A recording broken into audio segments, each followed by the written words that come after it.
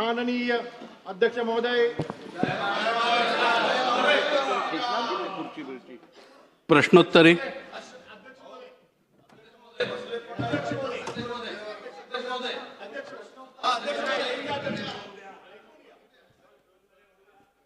सन्माननीय अध्यक्ष महोदय,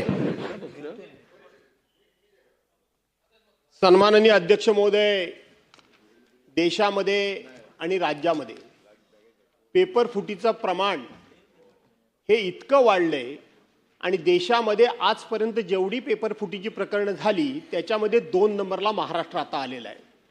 अध्यक्ष महोदय, काल परवा नीटचे पेपर फुटले, त्यातले 11 पैकी 7 आरोपी आपल्या महाराष्ट्रातले मिळाले. तो केंद्राचा विषय होता, आपण निवेदन करायला सांगितलं, आम्ही शांत बसलो.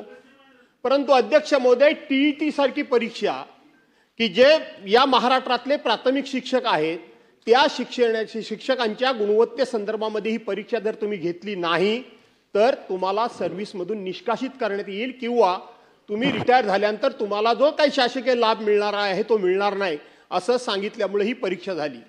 आज आपल्याला माहित आहे की आपण SIRचा वगैरे प्रोग्राम सुरू आहे.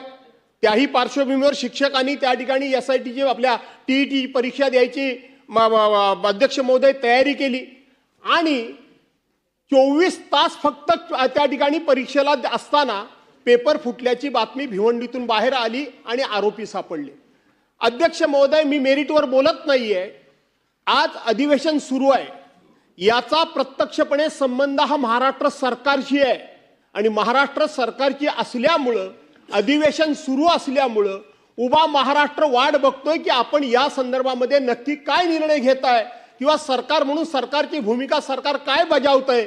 त्यामुळे अध्यक्ष महोदय, माझा स्थगन प्रस्तावाचा मुद्दा हा आहे की आजचं सभागृहासमोरचं सगळं कामकाज आपण बाजूला ठेवा. हा स्थगन प्रस्ताव पूर्णपणे निकषामध्ये बसत असल्यामुळं आपण तात्काळ या स्थगन प्रस्तावावर सभागृहामध्ये चर्चा सुरू करावी अशी आमची मागणी आहे. अध्यक्ष महोदय, महाराष्ट्रामध्ये या परीक्षेच्या संदर्भात आता महाराष्ट्राची बदनामी संपूर्ण देशामध्ये होत आहे. त्याचं केंद्र हे महाराष्ट्र ठरत आहे. अध्यक्ष महोदय, नीटच्या संदर्भात महाराष्ट्राची पुरती बदनामी झाली. त्यामध्ये जे काही पुढे आले त्यातून आपल्या संपूर्ण महाराष्ट्राला देशाला माहीत झालं. अध्यक्ष महोदय, महाराष्ट्रातच का वारंवार या घटना घडतात? तो नीटचा असू दे, TETचा असू दे, हे पेपर फुटीचे प्रकरण महाराष्ट्रातच का वारंवार होतात? हे कुठं कमी पडतंय सरकार? सरकार या परीक्षा पारदर्शी घेण्यामध्ये सरकार कमी पडतंय का? सरकारची यामध्ये खरं म्हणजे या सरकारला ह्या परीक्षा नीट घेता येत नाही का असा प्रश्न विद्यार्थ्यांमध्ये.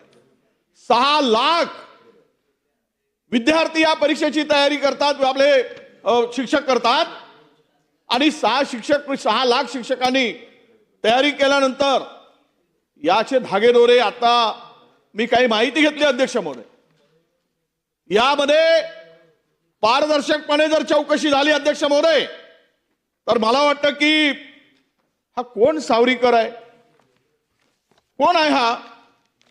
क्रिस्टलचं नाव का पुढे येतंय? मी नावानिशी घेतो अध्यक्ष महोदय, माझ्याकडे काही माहिती आल्यामुळे.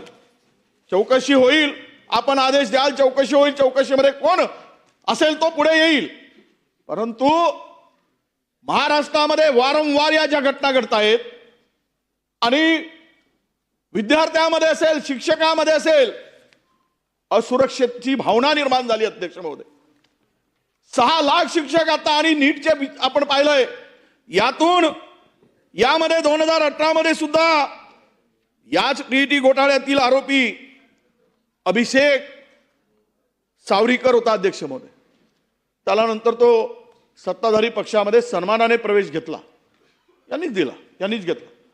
म्हणजे इकडे आरोप, इकडे घोटाळे करायचे, आयुष्य उद्ध्वस्त करायचं तरुणांचं, शिक्षकांचं आणि विद्यार्थ्यांचं, आणि परत सन्मानाने दुसऱ्यामध्ये याला प्रवेश द्यायचा. थोडी तरी चौकशी करून दिली गेली पाहिजे. माझा विषय तो नाही अध्यक्ष महोदय राजकारणात, पण आपल्याला विनंती आहे की यामध्ये सरकारच्या भूमिकेवर आता प्रश्नचिन्ह निर्माण झालाय. हे सर्व घोटाळे काही सरकारच्या पुरस्कृत होत आहेत का अशी चर्चा आहे. म्हणून सरकारने आपली भूमिका ठामपणे इथे मांडली पाहिजे. हे कुणाची चूक आहे, याचे धागेदोरे कुठपर्यंत गेले आहेत? हे पेपर या राज्यामध्ये तयार केले का? कदाचित हे पेपर बाहेर राज्यामध्ये गेले असतात. जी चौकशीचे सूत्रधार आता मिळालेत, काही पहिल्यांदा जे 3 आरोपी पकडले गेलेत ते आरोपी सगळे बाहेर राज्याशी कनेक्ट आहे आणि बाहेर राज्यातून म्हणजे त्यांचं कनेक्शन बाहेर राज्यातील. कदाचित राज्यामध्ये आपण पेपर तयार करू शकत नाही, हे पेपर छापले तयार होऊ शकत नाही, बाहेर राज्याची मदत घ्यावी लागते का याच्यासाठी? याचाही खुलासा काही चर्चा आहे, त्याची चर्चावर आपण प्रश्न जो निर्माण झाला आहे त्याचं उत्तर जर महाराष्ट्राला मिळालं अध्यक्ष महोदय. म्हणून आमची विनंती आहे की या वारंवार होणाऱ्या शिक्षकांच्या विद्यार्थ्यांच्या भवितव्याचं उद्ध्वस्त होणाऱ्या हे जे काही चाललंय त्याचा ते खेळ थांबला पाहिजे. आणि त्यामुळं प्रश्नोत्तरे आहेत, पण त्यापेक्षा या राज्यातील 6 लाख शिक्षकांचा प्रश्न आहे, हजारो विद्यार्थ्यांचा प्रश्न आहे वारंवार पेपरफुटीमुळे. त्यामुळे ही चर्चा सभागृह सुरू असताना व्हावी, ते सगळं कामकाज बंद करून यावर चर्चा करावी आणि सरकारने यावर काय ठोस काम करते, सरकार निर्णय घेत आहे हे महाराष्ट्राला कळू द्यावं अशी आमची विनंती आहे अध्यक्ष महोदय. बस प्रश्न उत्तर. प्रश्न क्रमांक 1 चला घ्या. प्रश्न क्रमांक 1 बसून घ्या. ठीक आहे, निर्णय देतो. बसा बसा, खाली बसा. आज खरं तर ऐका, बसून घ्या. मी तुम्हाला आत्ताही बोलायला दिलं नसतं त्याचं कारण सांगतो काय, पण अपवाद म्हणून बोलायला दिलं त्याचं कारण सांगतो. बसून घ्या. आपण 57ची नोटीस दिलेली नाहीये, आपण स्थगन प्रस्ताव दिलेला आहे. आपल्याला जर प्रश्न उत्तराचा तास सस्पेंड करून जर चर्चा घ्यायची असेल तर आपल्याला 57ची नोटीस द्यायला लागते, जी तुम्ही दिली नाहीये. 1 नंबर ऐका 97 स्थगन प्रस्ताव आज मी घेऊ शकत नाही, कारण नियम 260(5) अन्वय ज्या दिवशी पुरवणी मागण्या असतील, फायनान्शियल बिझनेस असेल, त्या दिवशी आपण स्थगन देत नाही. असं असल्यामुळे तरीही भास्कररावांनी इकडे एक महत्त्वाचा विषय त्यांना मांडायचा होता म्हणून मी परवानगी दिली. आता त्याचा अजून आपण वेगळा उपयोग करू नये, आपल्याला पुढे जायला लागणार.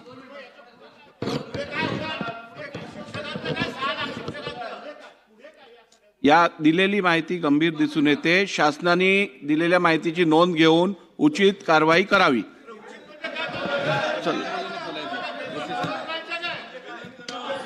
ऐका अध्यक्ष महोदय, ऐका मग मिळेल उत्तर. बसा. ते बघा उभे राहिले आहेत.